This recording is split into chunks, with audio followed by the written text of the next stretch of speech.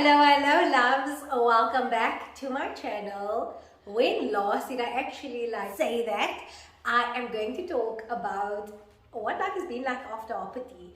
The last video I did was our last shoot, how it went, and just my feels on that day.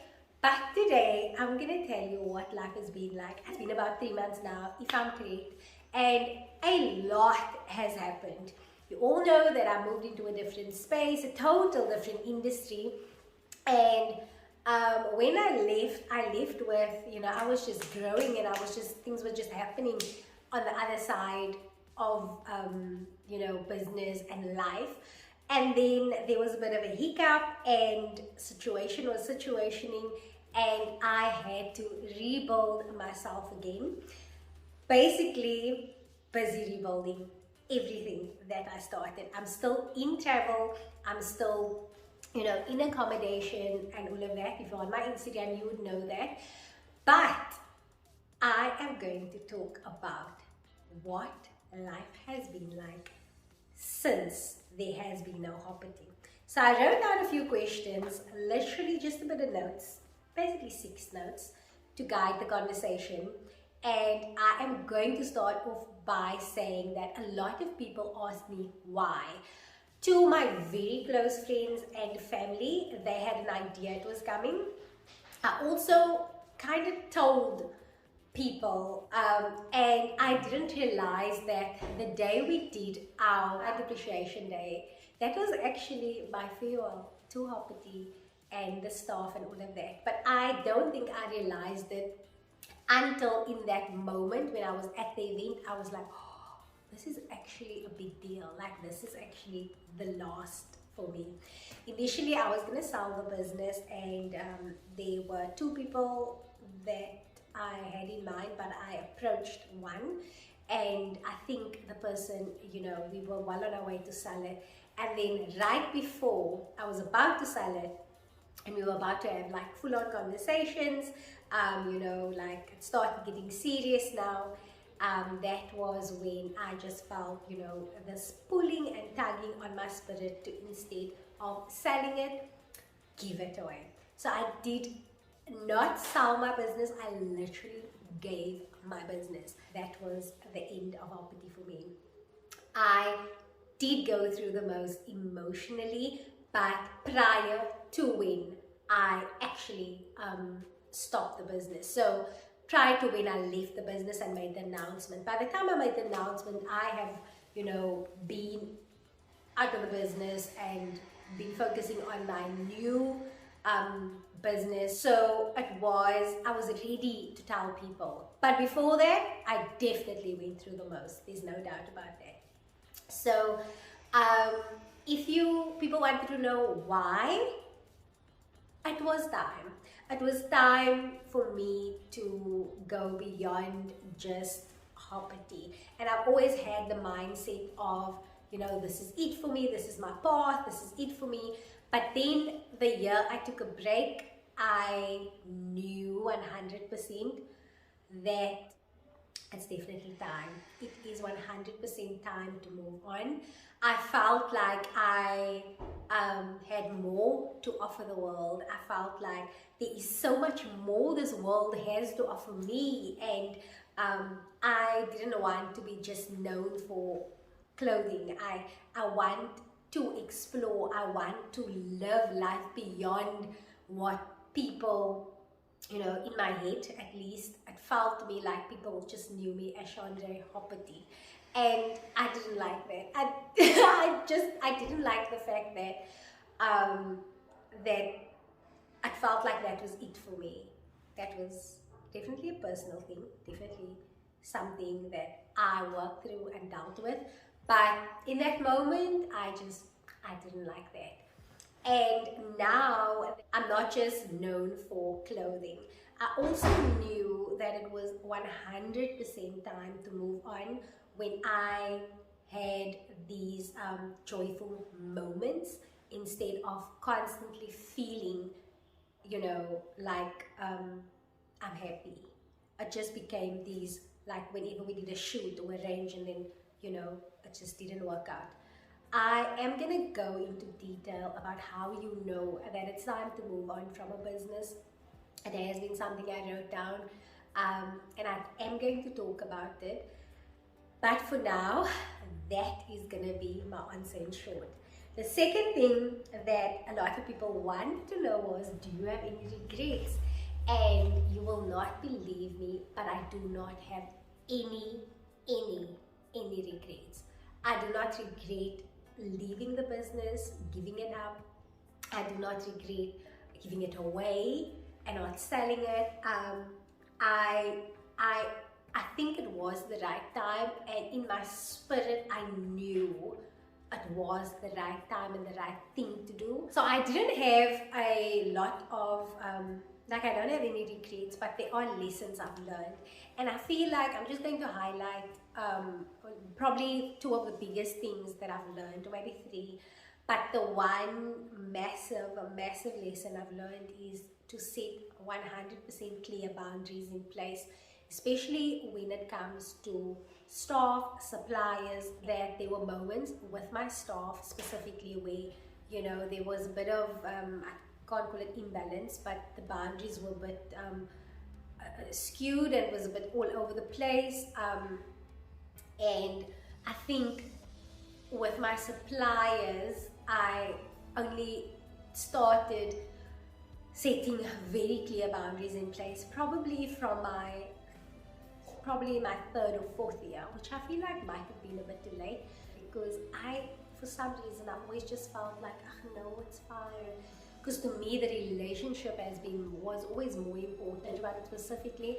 But I really do know that I could have done it differently. I could have put a few more things in place, you know, slightly differently.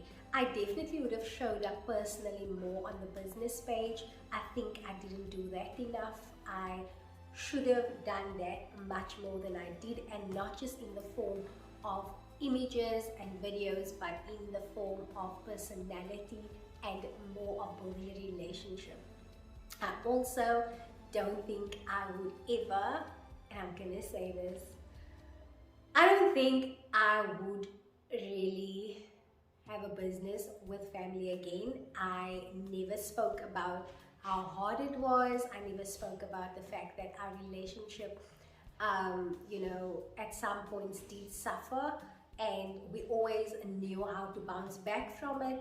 But I think a very big part of the business setup and the boundaries for staff did sometimes not apply the same way to family, because of the fact that I think it just made it difficult, and that is where the whole boundaries thing with staff is also something I should have put in place actually.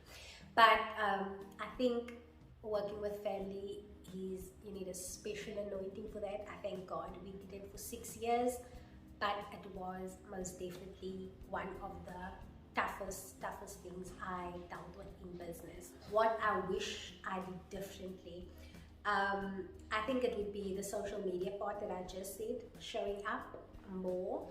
I think I would have documented a bit more. I did not document enough. There is quite a lot that I have here on YouTube for myself, and believe me when I say that I had a moment when I watched those videos again. I was like, you did that? That happened? So definitely that I would definitely do differently. What I would also do differently is I would just go on my own. I'm sorry. I'm also in the phase where I feel like lemon water will fix the whole world. So another thing that I think I would have done differently is I would have there were so many nice garments that I feel like I did not give it enough attention, enough marketing, like showed people enough ways to wear it. I feel like I didn't show up enough in that way, but it's very much aligned to the whole social media thing I was talking about. And I definitely would have documented much more than I did.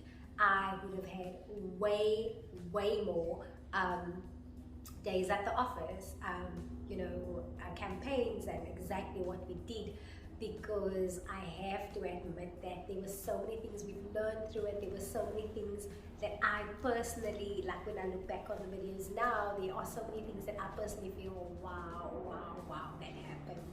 So that's what I would have done differently. What do I miss about Hoppity? If I think about what I miss about it, I cannot begin to explain to you how much I miss creating. I used to just go to a fabric store. In the beginning, I would plan the ranges, like we would plan it. But then I started getting to a point where I would go to the fabric store, I would walk around. That's why my fabric store days were sometimes 3 to 4 hours, because I would walk around and I would literally be able to plan, a range and be like, bring that, no, add that, I think that should, and we would have a whole range. A perfect example is the last range we did. I walked into a fabric store for less, and that day was actually less than an hour, and my last range I put together in less than an hour in that fabric store. And that was just something that I personally like. That is something I miss. I miss creating. If I could create for Zando or for Sheeny and become, a stylist or a fashion buyer or anything like that, I think that is a job I would go for, because of the fact that I love creating so much.